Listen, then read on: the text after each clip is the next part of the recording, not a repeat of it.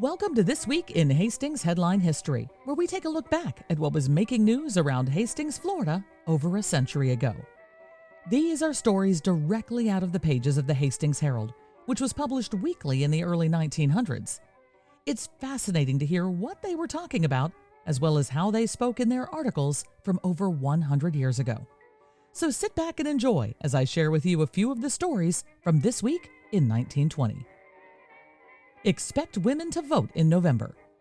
The question of whether or not state legislation is necessary before the women of Florida can vote has been raised by Attorney General-elect Rivers H. Buford, but most legal authority here differs with him, and it is believed that all women over 21 years of this and other states will be qualified to vote in the November elections.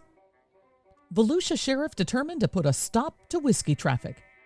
That the illegal traffic in liquor, which has long been a disgrace to Volusia County, is soon coming to an end seems to be a foregone conclusion, judging from the straws that are blowing from several directions.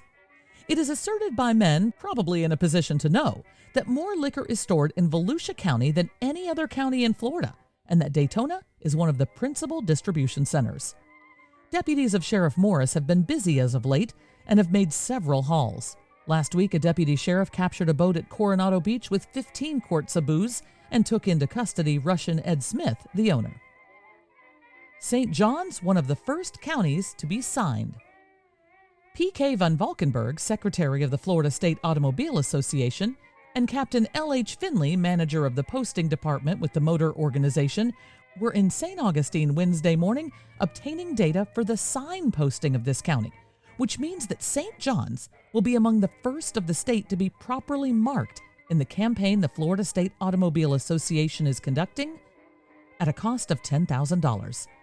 Data is being secured with the view to marking every doubtful road junction in Florida with an orange and black sign capable of being seen at a distance, telling just where each road leads to, the names of the next towns and their distances, all directions to be indicated with arrows.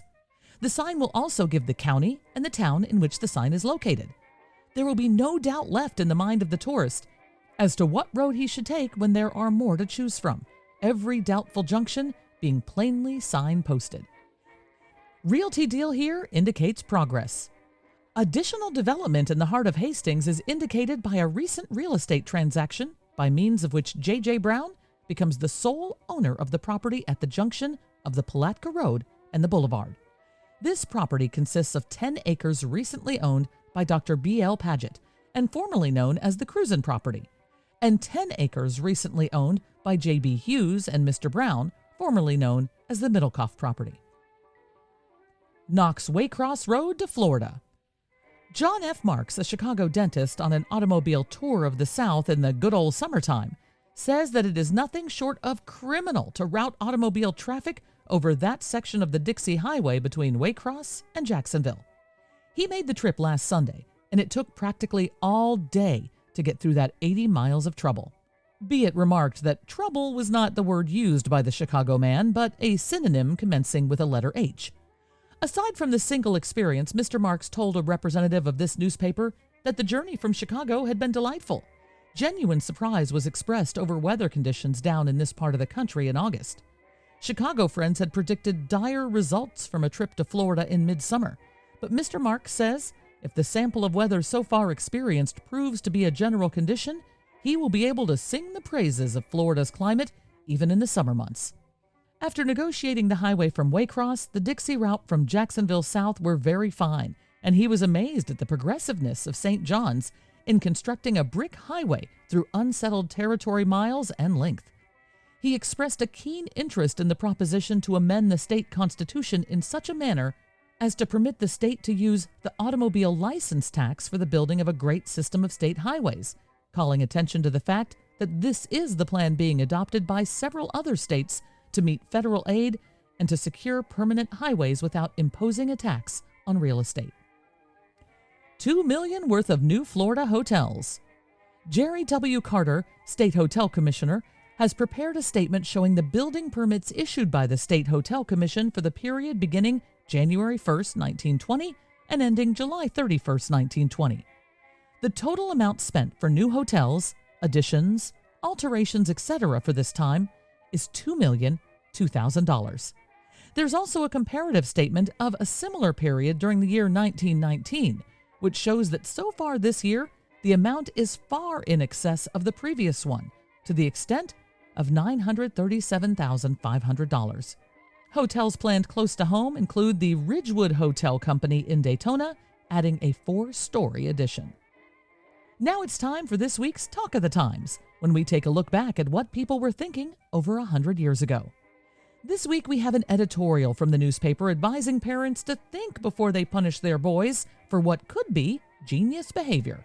It's titled, Your Boy, and it reads, "Someday, your boy will do something out of the usual run of things, and it may be that you'll feel the youngster needs a session with the strap reserved for unruly outbreaks.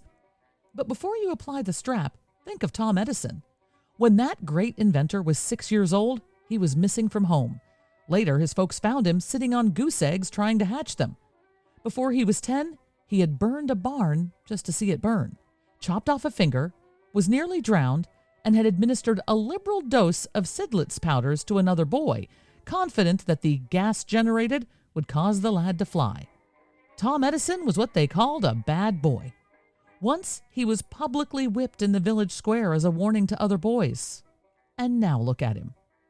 Don't be too sure your boy needs a whipping just because he's done something you wouldn't have done.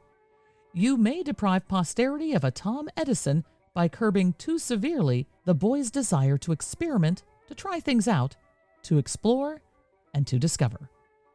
And as you head outside to fend off your mosquitoes this week, here is a poem written back in 1920 that describes that much-hated pest. It's titled, Skeeters. "The skeeter is a bird of prey which flies about at night. About 3/8 of it is beak, and 5/8 is appetite. And 1/8 or so is buzz, and 19/8 is bite." I hope you enjoyed this week's edition of Hastings Headline History. This podcast was brought to you by Presenting the Past, bringing history back to the present through historic presentations and the sale of treasures from days gone by. This episode was written and produced by me, Michelle Murillo, with the aid of vintage copies of the Hastings Herald. Now it's time for this week's musical memory, when we listen back to a song that everyone was listening to over 100 years ago. This week's song was written by a drummer who turned composer and conductor. Abe Lyman started his career drumming, but then found out he had a knack for bigger things than just playing a single instrument. He was good at conducting, composing, and pulling together musicians that made musical magic.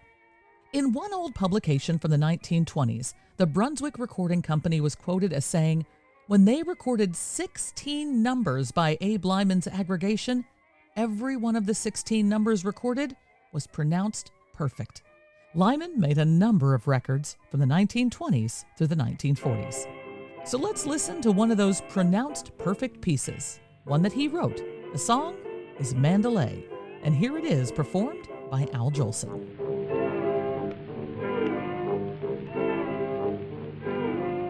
Far, far away, on a sun-kissed isle, lives the one that I adore, where the moonbeams play on the distant bay, that I long to be once more. Strolling neath the oriental moon, each night you'll find me, for very soon I'll sail away to Mandalay, where the charms of someone's arms are calling me. And there I know I'll plan to stay with the one who's waiting patiently beside a stream where roses dream. I'll build a nest that's blessed with love and a happiness. I'll hide away in a Mandalay, and for I will stay in Mandalay.